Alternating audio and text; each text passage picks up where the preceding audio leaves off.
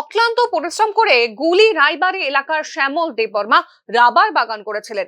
Rubber বাগানের উপর ওনার জীবন জীবিকা নির্ভর ছিল। রাবার বাগান ছাড়া শ্যামল দেববর্মার উপার্জনের আর কোনো পথ ছিল না। অন্যান্য দিনের মতো মঙ্গলবার সকালবেলায় বাগানে এসে দেখতে পান দুষ্কৃতীরা ওনার রাবার বাগানে ৩৮০টি গাছের মধ্যে ২৮০টি রাবার গাছ রাবারের কস দেওয়ার পূর্বে গাছগুলি কেটে তছনছ করে দিয়েছে। রাবার বাগানে এসে বাগান ধসের অবস্থা দেখতে পেয়ে হাউমাউ করে চিৎকার করতে শুরু করেন শ্যামল দেববর্মা। বাগান মালিকের চিৎকার শুনে এলাকাবাসী ঘটনাস্থলে ছুটে আসেন। শ্যামল দেববর্মা জানিয়েছেন ওনার কোনো শত্রু নেই। কি কারণে দুষ্কৃতীরা ওনার এরকম ক্ষতি করলেন সে বিষয়ে তিনি কিছুই বলতে পারছেন না। এই দুষ্ট কাল রাতে এরকম কাজ করবে আমরা কল্পনা করতে পারছি না। বরং কি বলবো যে আমাদের এলাকার বাসী আমরা এটা নিয়ে নির্ভরশীল করি, আমরা এটার উপর আমরা খাদ্য সংগ্রহণ করি। আমাদের ট্রাভেল এলাকায় আমাদের যে এদেশি এলাকাতে আমরা বাগান ছাড়া আমরা কিছু কাজ করতে পারি না।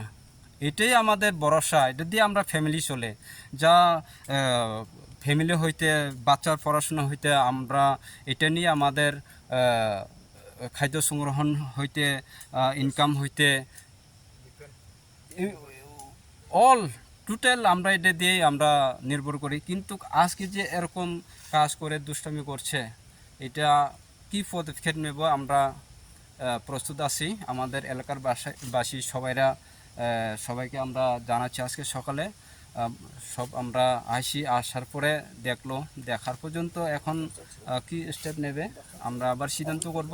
অনুমানিক কত গাছ হয়তো নষ্ট করছে? ধন্যবাদ এ কথাটা জিজ্ঞাসা করার জন্য। এখানে টোটালি ৪০০ বাগান লাগানো ছিল। ঝড় বৃষ্টিতে হয়তো ২০-২৫টা এরকম ভেঙে গেছে। ভেঙে যাওয়ার পরে এখানে টোটাল আছে ৩৮০ এরকম গাছ আসে। ৩৮০টার মধ্যে বেশিরভাগ ক্ষতি হয়েছে, ২৮০ মতো ক্ষতিগ্রস্ত হয়েছে। আরও ৮০ হইতে ১০০ এরকম অনুমানিক আসে। আমাদের কোনো সূত্রতা বলে আমরা বলতে পারি না, কারণ আমরা সবাই সাথে থাকি। তবে এলাকাবাসীরা উক্ত ঘটনার সুষ্ঠু তদন্তক্রমে অভিযুক্তদের কঠোর শাস্তির দাবি জানিয়েছেন। উক্ত ঘটনাকে ঘিরে এলাকায় তীব্র উত্তেজনা ছড়িয়ে পড়েছে। বিশালগড় থেকে ফায়া মাহমুদের রিপোর্ট, নিউজ নাও।